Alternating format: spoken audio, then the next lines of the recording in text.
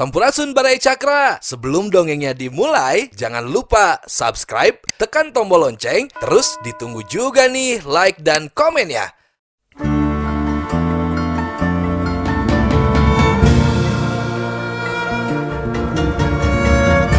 Baraya Cakra, parantos waktosna 80,5 FM Radio Cakra, midangkeun dongeng Sunda Dora-Dori.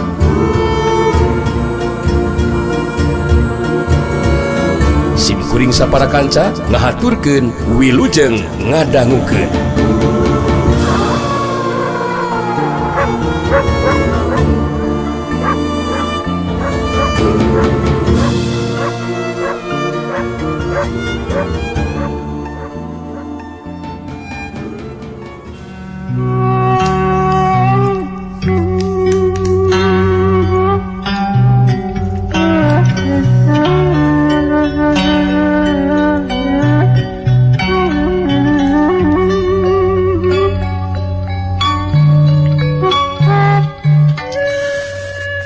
Tuan Willem beki kasinggung ningali sikap jeung ngadenge caritaan anu jadi anakna. Harita gancang nyarita deui dina sikapna anu tandas. Wow. Sekarang papi mengerti Ternyata Alina lebih memilih dan berpihak kepada kaum pribumi Sudah berani salahkan papi Dan untuk itu papi tegaskan. Kalau Alina tetap punya pendapat dan pemikiran yang tidak sejalan dengan papi, jangan menyesal. Dengarkan, jangan menyesal. Kalau nanti papi ambil sikap dan tindakan memutuskan hubungan keluarga. Apa artinya mempunyai seorang anak yang tidak mendukung ayahnya? Percuma. Papi besarkan. Alina, cukup sudah. Tuan Willem cengkat tina diukna terus keluar di jero kamar. Sedangkan non Alina masih diuk dina kursi bari ngahulang bangun anu ngumbar lamunan. Hatena ngarasahan nyelu jeung sedih. Sabab anu jadi bapak tetap dina sikap jeung pamadeganana. Sedangkan Tuan Willem harita terus muruka tepas. Kasampak di tepas aya Ki Warangkas diuk dina kursi khususna. Sedangkan dihandap dihareupeun Ki Warangkas dari Uksila Ki Hambaraka jeung Nyai Kintamani. Ningali kadatangan Tuan Willem harita Ki Warangkas nitah diuk dina kursi kosong hiji deui. Diuk satata jeung Ki Warangkas. Harita Nyai Kintamani anu kawilang lancar. Mangsa cacarita jeung Tuan Willem anu pangheula tumanya. Bagaimana kumaha Tuan? Sudah selesai bicara empat mata dengan Non Alina? Ya itu putih Tuan. Tapi melihat raut wajah, nampaknya Tuan seperti memendam kekecewaan Tuan. Mohon maaf Tuan ya kalau saya sudah bicara Tuan. Wow. Kintamani memang betul. Memang sedang kecewa Kecewa Tuan? Ya. Dan agak emosi. Ketika kita orang bicara empat mata di dalam kamar, ternyata berbeda pendapat dengan Alina. Dengan demikian, jadi punya pemikiran. Di tempat ini nampaknya ada musuh dalam selimut. Dan kemudian musuh dalam selimut itu mempengaruhi sikap dan pemikiran Alina.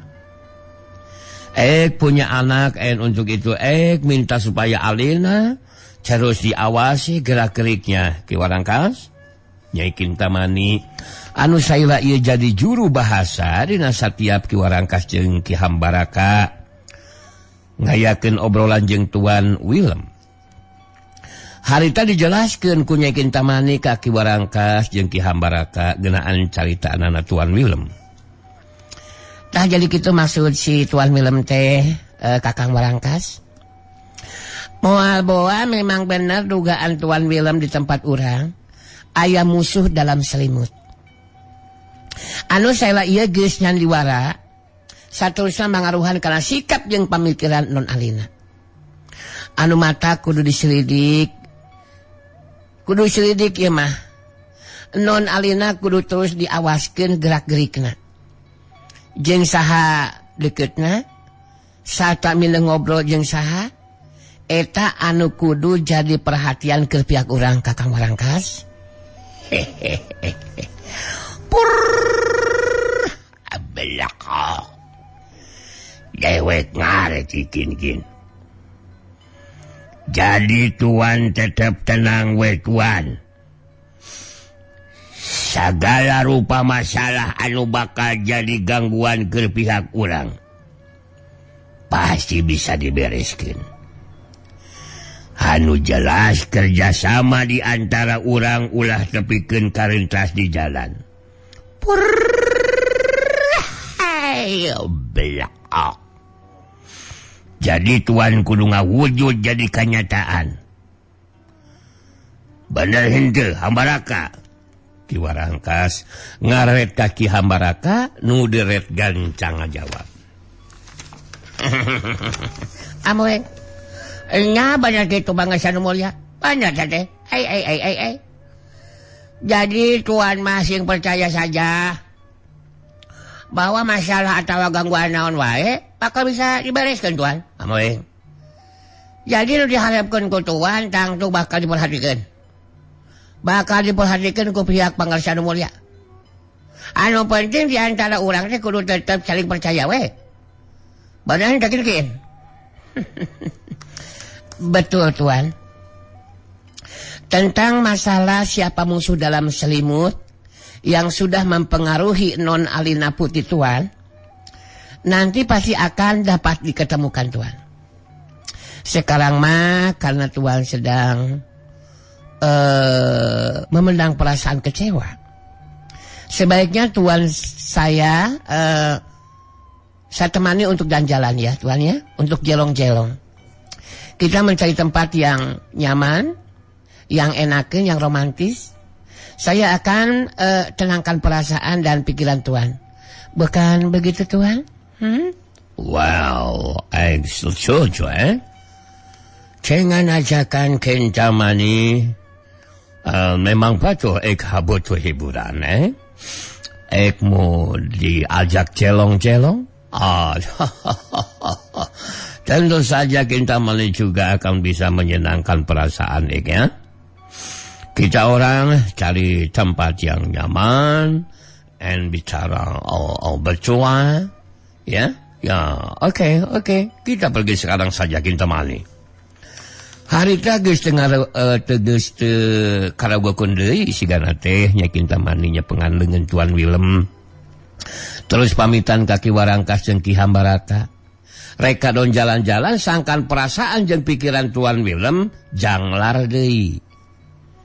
Sanggeusna Tuan Willem jeung nya kintamani arindit harita Ki Warangkas nyaita deui ditujukeun ka Ki Hambaraka.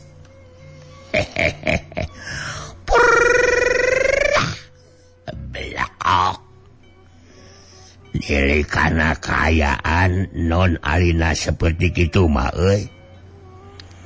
Dewe kudu nitah si Manintin. Ngadeuketan si non jeung si Namineng diajakan ngobrol ku si Manintin. Kudu terus dipangaruhan euy. Sangkan boga sikap jeung pamikiran anu sarua jeung Tuan Willem. Bener henteu Baraka? Amoy, memang kedah kitu bangsa nu mulia teh. Sabab saja masalah naon wae anu bakal jadi gangguan ke pihak urang, kono sagancangna teh diungkulan. Amoy, malah beja anyar anu tadi katarima ku diri kula mah. Encona si Rawing anu neulah sinang bule kasih koplok teh. Tina waktu ayeuna mimiti jadi perhatian dunia kajawaraan. Hanya matak beja ngeunaan putus si Rawing makalangan geus jadi bahan caritaan di dunia kajawaraan bangsa teh. Eta oge teu bisa diantepkeun bangsa. sabah bakal jadi gangguan ke pihak urang. Kitu tah pangasan mulia. Ngenaan sinang bule incuna si Rawing nu makalangan. Kudewe kitang tu bakal dipikirkeun. Bakal dipikiran Baraka.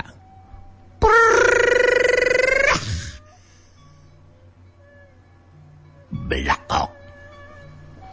Mangke anu bakal ngabinasakeun sinang bule mah anak dewek si Jagal Hawuk euy. Sarua pada budak lalaki mangkat rumaja. Dewek boga keyakinan sinang bule moal mampu ngimbangan kekuatan Lintang panumbaling jagat anu geus dikawasa sapinuna ku si Jagal Hawuk.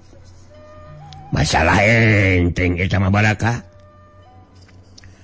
Kitu diantarana obrolan Ki Warangkas jeung Ki Hambaraka anu jadi terus nyabit genaan nyana beja nang bule putu si Rawing anu makalangan. Caturkeun nang bule geus asup ka daerah Jangyang Alas Karoban. Keur jongjon lempang harita jadi ngarandeug lingkahna. Waktu aya cirim anu ngacuelat saterusna mancuh dina tangtunganna di hareupeung bule. Jorelat cedegedeg tetela Trenggono Jago Bromo murid tunggalna Nyai Putih Karoban geningan anu hadang teh. Trenggono neuteup tenang boleh bari nyarita. Sapa koe sapa koe seinaek dewe ngaya budak lotek sing wani-wani datang ke dieu. Masuk jelaskeun saa manehna terusna ngarengaya kapentingan neon datang ke Jangyang Alas Karoban. Aku Trenggono murid tunggal Nyai Putih Karoban to. Jadi nak ngula coba-coba terus ke lengkahna. Seumpamane ngacan jelaskeun maksud tujuanana. Nang boleh dina karakterna Eyang Buana Putih harita tetap tenang dina sikap jeung caritanana. Abdi nang bule maksud tujuan pangna ayeuna aya di dieu teh nyata abdi teh bade nulungan pun bapa anu jenengan Jakawanara margi dicanaka dieu ku Nyai Putih Karoban. Ya nuhun we ayeuna ditepangkeun sareng muridna Nyai Putih Karoban janten abdi tiasa nepangan ka anjeunna kitu. Trenggono kerung. Rada kageteun oge ngadenge caritaan ti nang bule. Malah Trenggono mah jadi ngarti ka nang bule lain budak lalaki biasa. Sabab moal bisa tepi ka dinya mun teu mampu ngungkulan ajen pangartina Mbah Renggong jeung Ki Buyut Wajah Datar kitu deui si Dugul jeung Manggali. Malah nyebutkeun rek nulungan Jakawanara anu jadi bapana sagala. Nang bule. Aku ngerti maneh lain budak nganu sembarangan to. Sabab moalna bisa tepina ke dieu. Lamun entok bisa ngerekeun si Mbah Renggong ngojong Ki Buyut Wajah Datar. Terus nak si Kang Dugul ngejeng si Mang Toedna. Tapi nak pemaksudan arek tolong si Jagawanara. Kan kok bisa gitu wae to. Ora iso. Nu mantakna ya muncing kene geus balik deui. Engkos muncing balik deui entuk kudu diteruskeun nglampahna. Masalah si Jagawanara entuk kudu dipipilueun. Enggeus bae. Nya teu bisa kitu atuh Trenggono. Kalah kumaha oge abdi teh kedah tepang sareng Nyai Putih Karoban. Anu sok nyanak pun bapak kadang Hyang Alas Karoban. Naon sesahna atuh upami abdi ayeuna diparengkeun atau diserangan ku salira nepangan ka Nyai Putih Karoban sanes? Kumaha? Kowe ngarep bantuan aku to? Ora iso. Ora iso. Senaya Dewi ngomong. Ngejajapkan ke Nyai Putih Keroban. Waduh. Ngeta maneh nyelita nak mone sengonahna kitu bae nang bule. Aku wis omong. Ya mun sing Gus balik deui wae. Sebab seumpamana ento moksa to, bisa dipastikan aku sing bakal lakukan tindakan. Wis jadi ketentuan to. Sak wae ngono wani datang ke dia, ya mesti diusir. Ya seumpamane ngebangkang ya pasti aku binasakan. Ngerti kowe ora, ha? Ndak boleh. Kumaha ari Patenggono ieu mah ya Patenggono.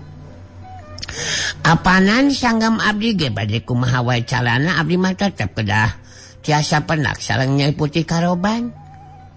Margi pun Bapak Jakawanara kedah dibebaskeun Bapak Tenggono. Janten abdi teh kalah kumaha oge kedah tepang sareng Nyai Putih Karoban. Tenggono jadi kahudang amarahna. Langsung harita nangtukeun sikap napikeun ngalakukeun tindakan. Bari mun deui ka eta Tenggono terus nyaita deui. Wong edan. Kowe pranyata anak bandel nang bule. Waduh. La. Jadina ngulak kedoong. Lamun ngayonan aku sing bakal lakukeun tindakan to. Wong edan iki. Rasakan seranganku. Hai.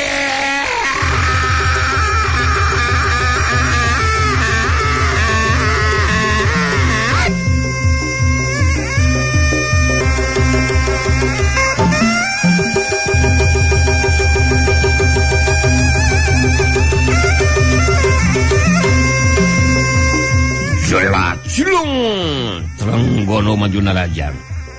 Da puguh murid tunggal Nyai Putih Karoban tangtu panarajang nanti bisa dianggap enteng. Tapi nang boleh teu kapalingan gerak. Harita rikat benung datangna panarajang lawan ku sapasang leungeunna. Bantrokan kekuatan talaga lapisan ngaliwatan leungeun masing-masing harita lumangsung. Sauhyuk hyuk abugas. Dalig deui. Trengkono ngadalig deui kadorong mundur ka tukang dua lengkah. Sedangkan nang boleh sukuna oge ngageser setengah lengkah ka tukang. Trenggono gancang mancukeun tangtungana deui balik kerung kageteun ku kakuatan daya pambendungna nang boleh anu mibana kakuatan talaga lapisan di luar dugaan.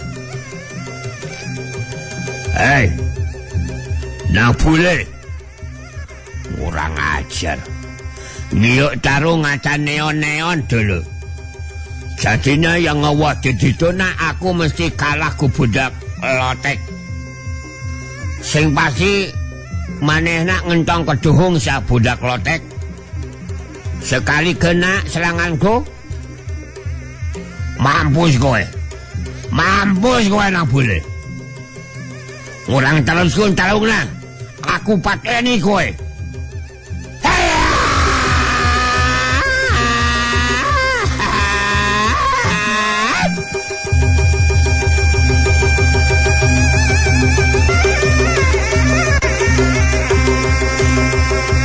Jerelat cilung Trenggono maju di narajang. Kacepatan gerak jeung kakuatan panarajang naleuwih dironjatkeun.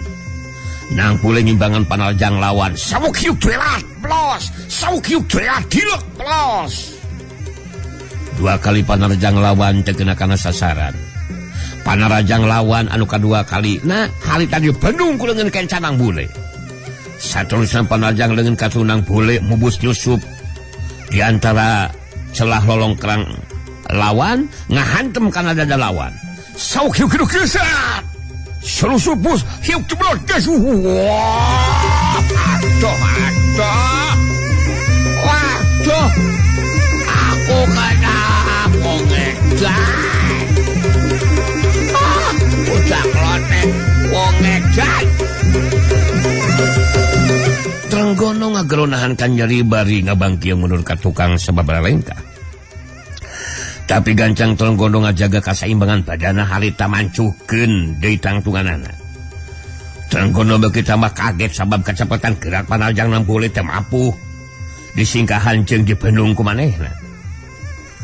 Bari musirkeun paneuteup kana lawan harita Trenggono ngagereneng ngomong sorangan.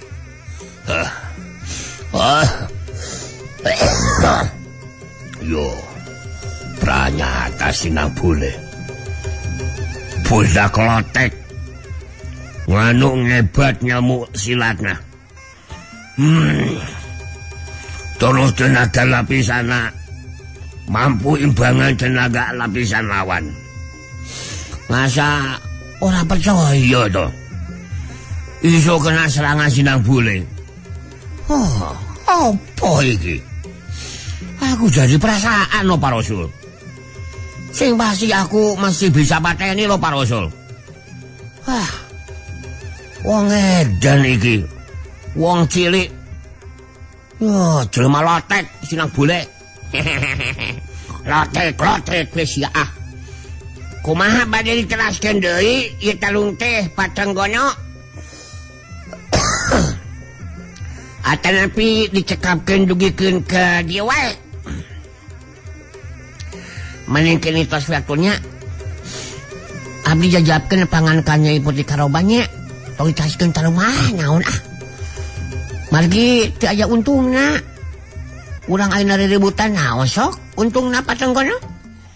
Ngomong apa kowe Nang Bule?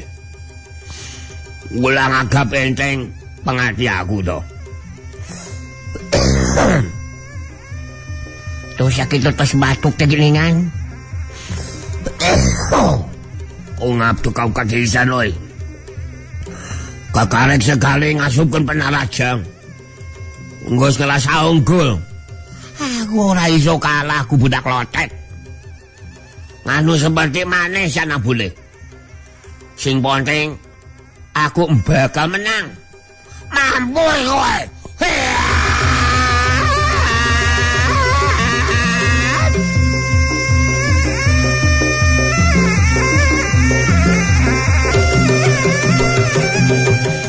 Trenggono masih penasaran siga nama harita ngacuelat maju dina Rajang ngagunakeun kacepatan gerak jeung kakuatan tenaga lapisan meh samiluhna. Orokaya Nang Bule ge harita ngaronjakeun ilmu pangenteng badana jeung kakuatan tenaga lapisan mangsa ngabendung Panarajang anu jelawan. Datang Panarajang Trenggono sauk hiu-hiu pelos. Panarajang teu geuna kana sasaran. Trenggono nyusul tepus ku Panarajang susulan rikat di bendung ku Nang Bule. Sauk hiu geus. Geus waktu sareng hapan sanggeus ngabendung Panarajang lawan. Harita sapasang leungeun Nang Bule pilih genting hantem anggota badan lawan. Hiuk jebrot des, hiuk des, jebrot des, aduh.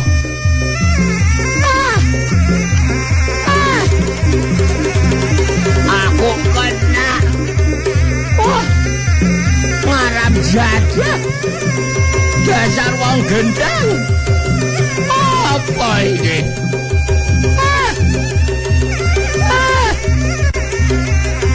Trenggono ngakero kaget bainahan ka nyeri terus kabangkiung ka tukang meh leungit ka saimbangan badana. Bangkiung dalig raneg. Trenggono ngeureunkeun sukuna anu ngadalikeun terus macukeun tangtunganana. Bari ngahegak ngatu napasna. Beuki nambahan kakagetan sabab geus kabeunangan diwe ku Panarajang lawan. Trenggono jadi ngarti Nang Bule nyatami banda kemampuan ilmu silat tingkat tinggi, kecepatan gerakan meh teu bisa diimbangan ku dirina. Trenggono nangtukeun sikep napikeun ngagunakeun jurus pamungkas jeung kakuatan tenaga lapisan sapinuhna. Bari ngabangun jurus pamungkas jeung musilkeun kakuatan tenaga lapisan sapinuhna kana sapasang leungeun harita Trenggono nyarita ka Nang Bule. Nang Bule. Nang Bule. Iya, adenges ya Pak Trenggono. Mane ngentong wakam bogaan anggapan enggos ngunggulnya. Henteu abi mah henteu ngalaos unggul teu. Yuk tarungna masih ngencan enggesan dulu. sak kodong doi maneh sing bakal dirubuhkeun. Rasakeun jurus pamungkas ya.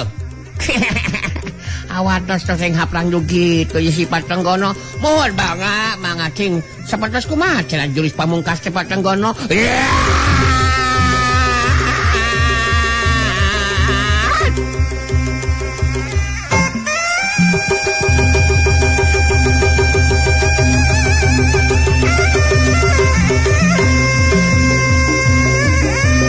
Sorelat cidung Trenggono maju dina raja ngagunakeun jurus pamungkasna dibarengan ku kakuatan tanaga lapisan sapinuhna. Tapi nang bule geus saega diri pikeun ngimbangan kakuatan panarajang lawan. Nang bule ngaroncatkeun kakuatan tanaga lapisanana. Waktu panarajang lawan datang harita nang bule ngabendung panarajang lawan ku sapasang leungeunna. Bancrokan kakuatan tanaga lapisan ngaliwatan leungeun masing-masing lumangsung deui. Daligdeug Trenggono ngadaligdeug ka dorong mundur ka tukang. Sameme nuju lawan macukeun di tangtunganana. Harita nang boleh ngacorelat nuturkeun badan lawan. Celat! Sangeusna deukeut nang boleh luncat satengah badan kaluhur. Suku anu katunga cejek dada lawan dituturkeun ku panarajang leungeun katuhu anu ngahantem kana careham lawan anu belah kenca. Cileng sak jejek dada tekes tonjokan kana careham lawan. Hiuk ceblos deh. Wong budak ngedan, bocah ngedan. Aku roboh dah. Aku roboh. Budak lotek edan. Trenggono ngageronahan ka nyeri. Bari ngajengkang ka tukang geus teu bisa ngajaga kasamyangan badana. Cengkang Gademut Trenggono rubuh ngababengkang maring lemah. Nang boleh mancu dina tangtunganna bari merhatikeun lawan anu geus dirubuhkeun. Jorelat kalayang cilegedeg. Aya cirim anu anyar datang. Tetela Nyai Putri Karoban anu harita datang sata mancu dina tangtunganana dihareupeun nang bule. Merhatikeun kanu anyar datang harita nang bule geus bisa nebak anu datang teh pastina oge Nyai Putri Karoban guruna Trenggono. Nyai Putri Karoban heuteub seukeut ka nang bule betus nyarita.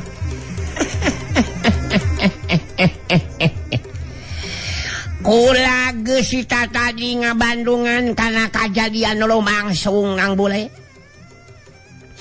Tetelaan dikalain budak lalaki semarangan. Tapi kula Nyai Putri Karoban nu ngarasa anu ngawasa ieu daerah Dangiang alas Karoban. Geus bisa ngukur nepikeun ka mana kamampuan Andika.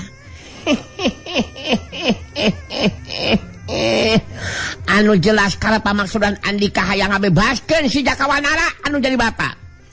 Moal bisa laksana nang bule. Sabab geus jadi hiji kapastian. Penting isukan mangsa bulan purnama datang, si Jakawanara bakal dijadikan tumal ku deui kula. Entong boroning Andika nu ngasukeun budak satepak. Jalasan ajan dewa paribasana moal mampu ngadangan ka pamaksudan kula. Sikap jeung caritaan nang bule masih tetap tenang dina karakterna Eyang Buana Putih. Bari malas tetepan Nyai Putri Karoban harita nang bule tos nyarita. Nu teh kahatos ku abdi mah naon kalapatan pun Bapak Jakawanara teh. Pangna bade dijantenkeun tumal ku salila teh. Sareng naha tumal kanggo nyampunakeun ilmu teh dugikeun ka lebah. Dugikeun ka kedah ku jalmi anu teu boga dosa. Cobi jelaskeun Nyai Putri Karoban. Andika kudu nyaho nang bule. Pikeun nyampunakeun kakuatan ilmu kula. Tumbalna memang teu bisa ku jalan anu sejen. Atawa teu bisa ku jelema anu sejen. tapi kuduku si Jakawanara Bapak Andika anu cirimna Manusawanara. Jadi mun maneh kekeh hayang nulungan anu jadi bapak, mangka maneh kudu mampu ngarubuhkeun diri kula. Hasok maju narajang bukikeun kemampuan ilmu silat Andika Lamgure. Pisan ngarubuhkeun kula.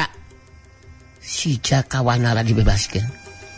Lamun dirinya bisa ngarubuhkeun kula, Nang Bule puguh geus teu kuat. oge patekadana harita langsung saga diri pikeun maju narajang ka Nyai Putih Karoban kalawan harapan bakal mampu ngarubuhkeun anu dilawan. Ali kedah kitu mah nyamang aku abdi bakal dicumponan. Abdi bakal upaya sakuat tenaga pikeun ngarubuhkeun Nyai Putih Karoban. Urang ngawitan atunya. Hayya!